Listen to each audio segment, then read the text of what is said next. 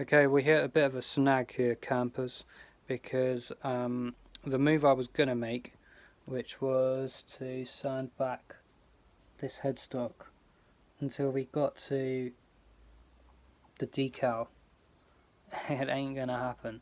I have to remove so much lacquer. To be honest, it makes me think, how did that happen actually in the first place?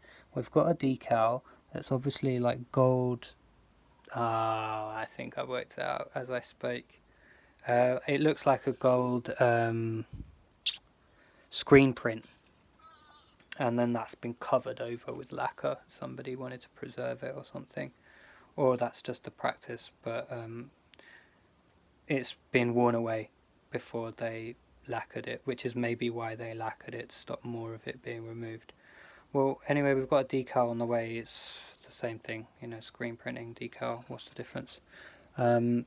So what I'm going to do to save too much time and lacquer and all of that kind of stuff, we already had the decal planned to be replaced anyway. That's the request of the customer. There's nothing to do with devaluing the original screen print or anything like that. That's absolutely fine, and it doesn't really do anything to the value of a guitar. But the headstock will still have to be, there's no way that I could replace the decal on top of that decal completely accurately. If you know what decals are like to work with, water slide decals are like very, very fragile. They're like as thin as your skin, maybe even thinner. And when you wet them on the sort of paper backing, the time that you've got before they're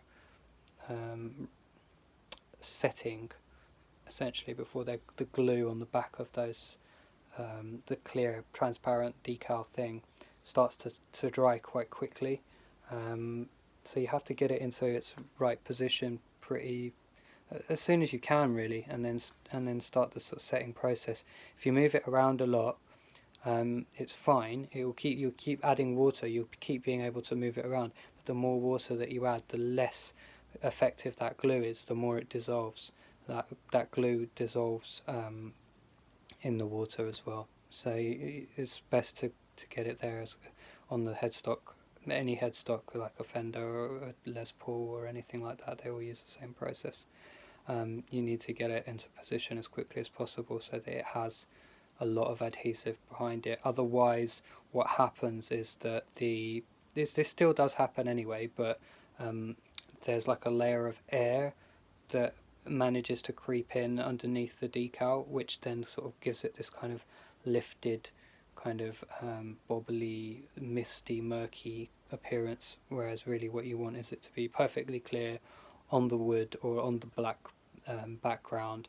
Then you spray clear on it, and then it's invisible. All of the decal lines and everything like that, where it has transparent material, is completely invisible.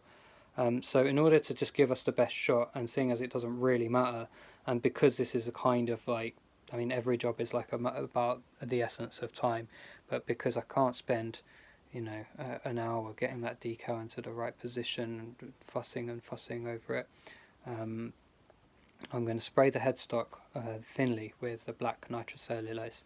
That will dissolve into the previous nitrocellulose layer, and then we're going to place the decal on top of that, and then clear coat that, and then we're going to relic that.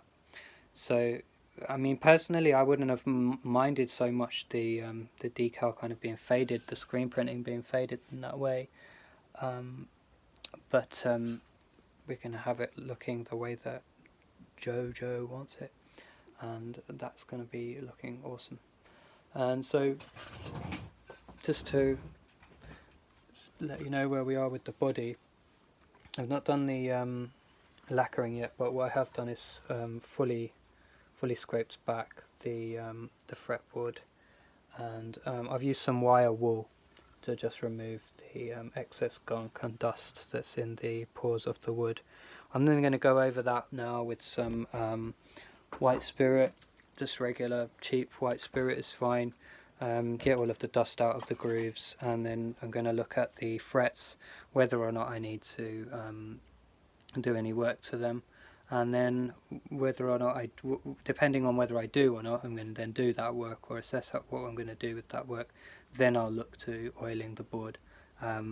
One thing I'm pretty sure I'm going to do is file the end of the frets here, the corners, so that they're really nice and rounded and smooth.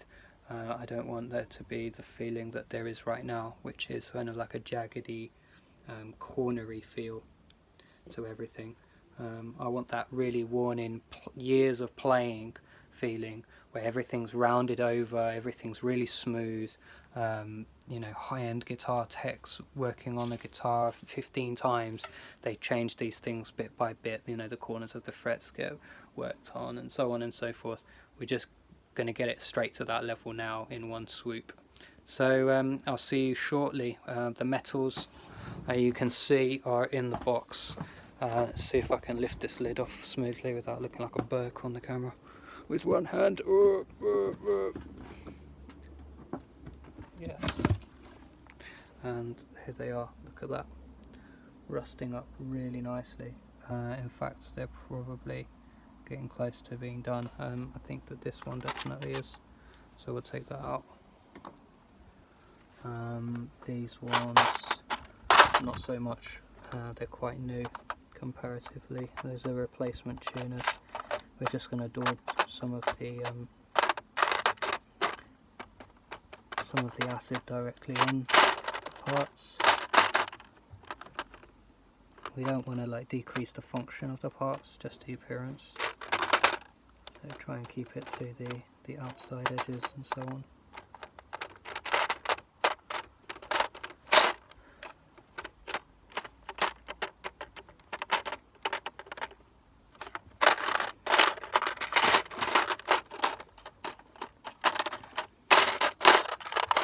Okay, cool. And we're just going to give that some more time and put the lid back on, and